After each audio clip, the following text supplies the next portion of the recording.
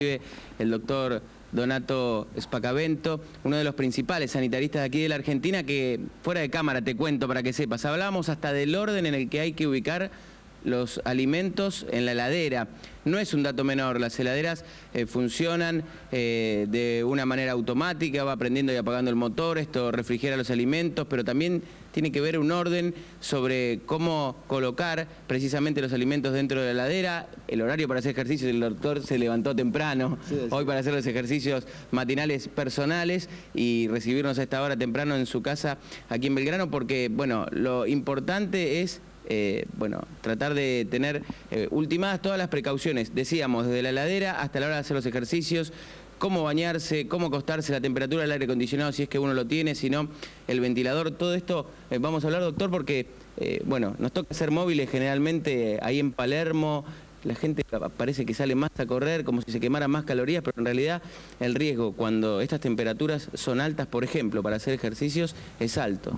Sí, bueno, efectivamente la temperatura alta, esta ola de calor importante que hay en este momento en Argentina, perjudica a todo el organismo. Fundamentalmente hay que tener dos ideas, hay que promover en estas situaciones hábitos saludables, una vida saludable, y hay que prevenir la deshidratación y el golpe de calor, que son las consecuencias más nosológicas, más patológicas de esta situación. La gente que hace ejercicio, en realidad lo que está cometiendo, digamos, es una transgresión en su salud, digamos, porque en este momento, con estas temperaturas, el ejercicio tiene que hacerse en una forma... Casi nos caemos, queremos que nos quede de frente. No, que no queremos que nos quede de frente a la cámara, doctor. La ola de calor y te van a tener que evitemos la ola de calor y la caída de los cronistas también. Doctor, perdón, no se me tiente. O estamos... Casi tengo que hacer acá primeros auxilios. Lo que hay que evitar es el calor frontal, la hora de pico de calor de 10 a 16 horas, no hay que hacer ejercicio físico, hay que estar muy bien hidratado, muy bien hidratado, y en la medida de lo posible, si uno durante el año no hizo ejercicios, no ponerse ahora a hacer carreras olímpicas, ni tratar de ser deportistas de alto rendimiento. Aprovechar la mañana, bañarse antes de acostarse. Me decía el tema, y lo voy a poner rápidamente con Gaby, en contacto a los estudios C5N aquí en Buenos Aires, preguntarle lo de la heladera, porque no es un dato menor. La comida cocida arriba, los vegetales abajo, algún tipo de temperatura teniendo en cuenta cómo esté o no cargado el freezer. Bueno, el tema de los alimentos es un tema muy importante, muy particular. Hay una especialidad casi en la medicina, que son las enfermedades transmitidas por los alimentos, que se ven mucho en esta época del año, porque lo que producen las altas temperaturas es un clima favorable para el crecimiento bacteriano, entonces se infectan los alimentos y empiezan las diarreas, los vómitos, que imagínense que si ya de por sí el calor deshidrata, si además uno tiene esas diarreicas, acuosas, vómitos, la deshidratación puede ser muy grave y realmente puede correr peligro la vida. La última consulta casi coloquial, y lo dejo ahora sí con Gaby. De chiquito me decían, come papas fritas, come salado. ¿Eso es para que uno le dé sed, porque conviene en realidad comerlo? No, bueno, esos son mitos populares. Que en algún momento tienen, como todo mito popular, tiene un asidero, pero que hoy las recomendaciones no son esas. Justamente lo que hay que evitar son las comidas, agregarle comida a la sal, agregarle sal a la comida, perdóneme, no tomar mucho líquido, tomar de a poco líquido. Vamos después a hablar cómo es la técnica de la hidratación, para evitar también que el sodio baje mucho en las personas adultas y que pueda producirle hipotensión. Hay que hacer una cosa equilibrada, no hay que irse, como dicen los chicos, de mambo, no hay que pasar de una cosa al otro extremo. Se puede hacer una vida normal, pero tomando algunas precauciones como para no tener este golpe de calor, que es el resultado de una deshidratación. Gaby, te escucha aquí el doctor Spacavento, que tan gentilmente nos atiende en su casa. Hola, doctor, buen día. Muchísimas gracias por recibirnos. La verdad que durante todos estos días estuvimos escuchando diversos especialistas, por supuesto todos recurrimos, también llamamos a nuestros médicos, sobre todo las que somos mamás y tenemos médicos chiquitos, para saber qué hacer, pero me ha sorprendido con esto del tema del orden de los alimentos en la heladera. Por favor, le pido que profundice un poco más el tema, porque es un dato que yo por lo menos no había escuchado hasta ahora. Bueno, del tema de los alimentos, hay 2 o 3 tips importantes que hay que tener en cuenta. Por un lado, empezamos cuando se compra. Lo último que hay que comprar es la comida que está congelada en los supermercados, porque el tiempo que tarda entre el freezer que está congelado hasta que uno llega a la casa y lo coloca en un freezer, en una heladera, en ese tiempo se puede romper la cadena de frío y puede haber crecimiento bacteriano. Es una primera recomendación, un primer tips. Después, cuando uno coloca la comida en las heladeras, tiene que tener 2 o 3 cosas pendientes. Una, que la temperatura tiene que ser adecuada. La temperatura del freezer, cuando uno tiene la posibilidad de tener una heladera con freezer, tiene que ser de menos 18 grados. Entre menos 15 y menos 18 grados centígrados. Y la temperatura en la heladera, en la otra parte de la heladera con freezer, donde uno pone la mayoría de los alimentos, tiene que ser por lo menos de hasta 5 grados, no más de 5 grados u 8 grados como máximo, porque ahí se rompe la cadena de frío. A eso lo encontramos generalmente en las rueditas con las que regulamos la temperatura de la heladera, ¿no? Sobre todo en las heladeras modernas. Sí, ahí hay que tener cuidado porque a veces están en Fahrenheit el termostato y se puede producir errores. Pero a veces uno, digamos, como una medida así, más con estas olas de calor importantes y para evitar estas enfermedades, se puede comprar un termómetro que sale muy barato en una ferretería para heladeras, que existen, salen realmente muy barato y uno puede mantener la temperatura, saber qué temperatura tiene la heladera.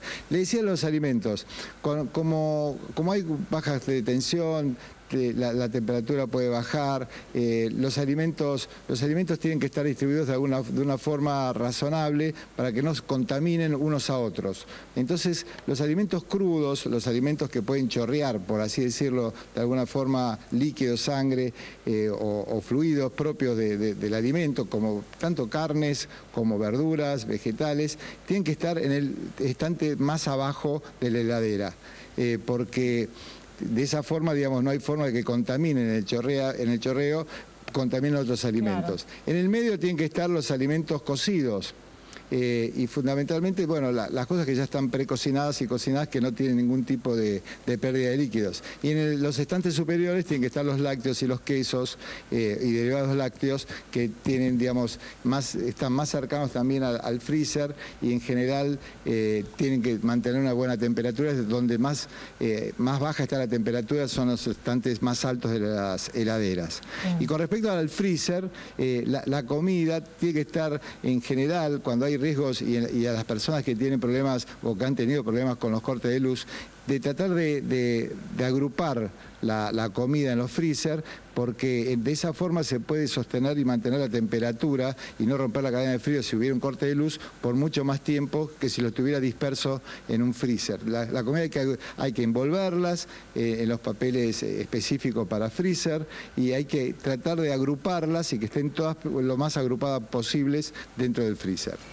Realmente es muy interesante y es sorprendente lo que está contando porque, digo, en estos días siempre estuvimos hablando de los cuidados personales, del gorrito, del protector solar, de estar a la sombra, de tomar agua. Ahora, todos estos elementos que usted nombra, digo, que son súper importantes a tener en cuenta porque también hacen a la salud.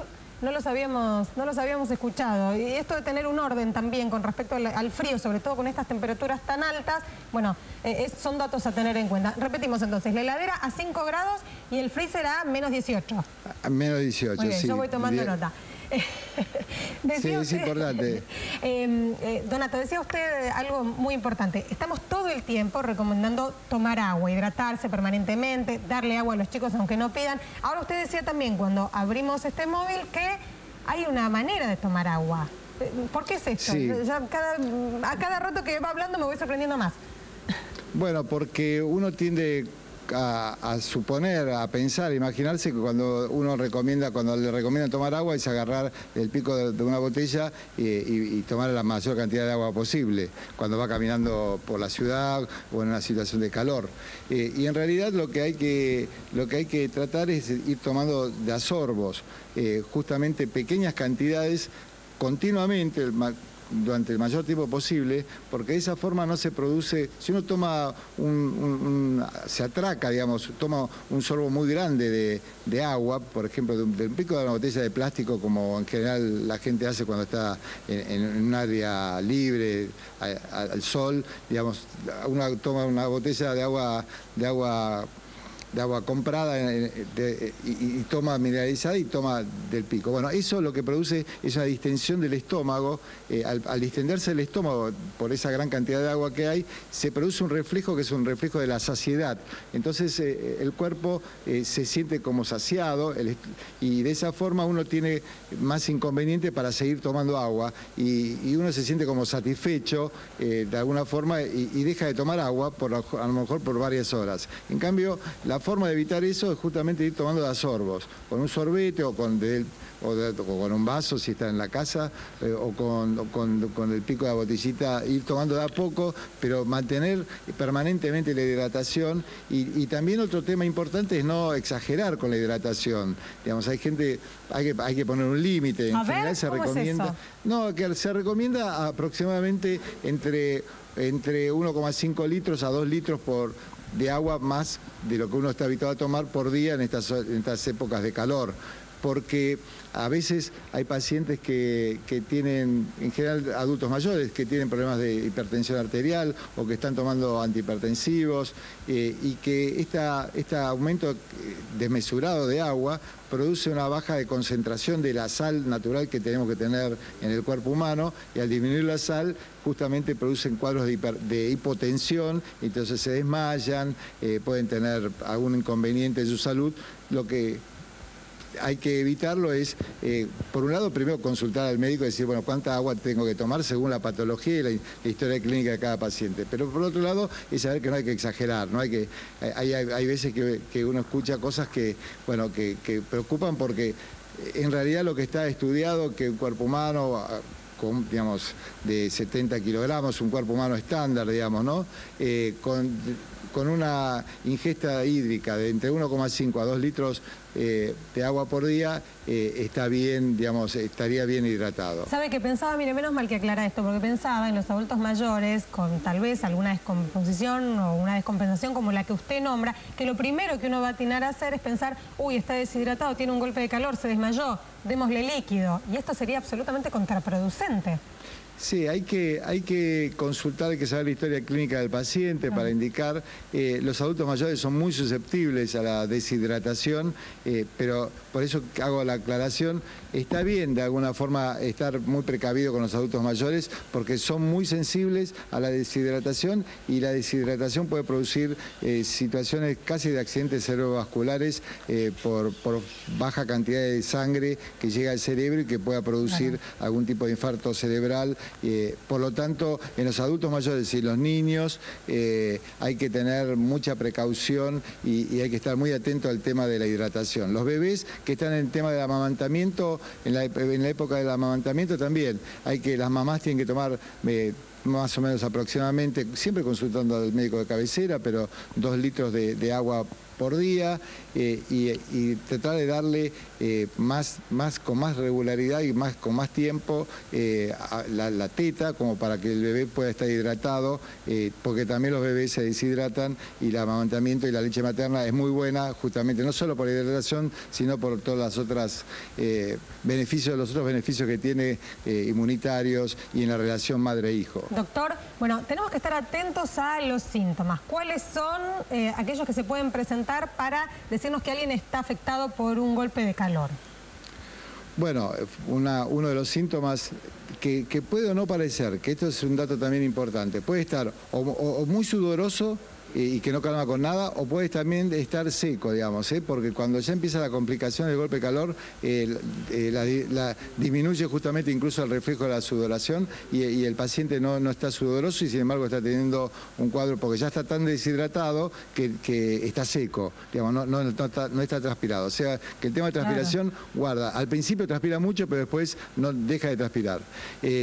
Decaimiento, falta de apetito, fundamentalmente alteraciones del sensorio, pacientes que no responden bien a la pregunta, se confunden en el tiempo donde están, en el lugar donde están, y esto puede trae reflejos, el cuerpo empieza a reaccionar para poder compensar con palpitaciones, y hay que en ese momento, bueno, hay que fundamentalmente llamar al 107, llamar en el caso de la Ciudad de Buenos Aires al SAME, hay que trasladarlo a un lugar fresco, lo primero que hay que ponerlo es a la sombra, a un lugar fresco, y llamar al sistema de emergencia para que lo vea un médico y para que pueda empezar un sistema de hidratación y hacer primero fundamentalmente un diagnóstico y no tomar medidas curativas si no hay un profesional de la salud de por medio. ¿Hay algún síntoma como excepción, ¿no?, que se presente, que pueda ser sorpresivo, que no responda a los parámetros normales de los síntomas que alertan sobre un golpe de calor y que también podamos estar alerta, digo, como excepción, ¿no? Bueno, puede haber estados en la alteración del sensorio, puede estar deprimido, pero también puede estar excitado, puede tener cuadros de excitación psicomotriz en un primer momento y puede estar como en una situación de excitación psicomotriz, alterado, agresivo, violento, depende de la historia de cada paciente, pero en general lo habitual es lo que le dije en una persona que no tiene ninguna enfermedad crónica de base. En general los síntomas son esos: dolor de cabeza, de transpiración al principio, después no, palpitaciones, decaimientos, alteraciones del sensorio, y bueno, en esas alteraciones de sensorios hay pacientes que tienen ya una patología previa en general y pueden tener cuadros de excitación psicomotriz e incluso hasta convulsiones, pero que ya no es la regla general de toda la población, sino son pacientes en particular. Claro, quedó clarísimo. Doctor, muchísimas gracias por habernos recibido, por habernos aclarado tanto el panorama, por habernos dado consejos de los que no teníamos demasiada información durante la semana y que son vitales, sobre todo en estos días en el que el calor está posado sobre la Ciudad de Buenos Aires con el problema, en realidad en gran parte del país. Bueno, han sido consejos realmente muy útiles. Muchísimas gracias por recibirnos. Gracias también a Guillermo Vera por haber estado allí, por salvarse de la caída. Atiéndamelo, por favor. Por suerte tenemos el botiquín. Ya cada uno de los compañeros trajo un botiquín porque ya casi se nos cae. No, es porque queríamos que quede de frente. Elegiste el mejor lugar para caer. Es un buen destino para caerse dentro de las manifestaciones, las huelgas, todo esto. La verdad que no, queríamos que quede de frente, doctor. Muchísimas gracias, doctor. Muchas gracias a ustedes. Muchas gracias, Gabriela. Bueno, a su disposición cualquier consulta, cualquier tema de interés del tema de la salud, estoy acá o voy al estudio como ustedes quieran. Muchísimas gracias a los dos. Gracias, Guille. Un placer tenerlo, doctor Espacavento, un sanitarista de jerarquía mundial, un hombre que ha sido ministro de Salud porteño, director de hospitales también, un hospital muy importante como el Argerich, que nos ha aclarado muchísimo el panorama.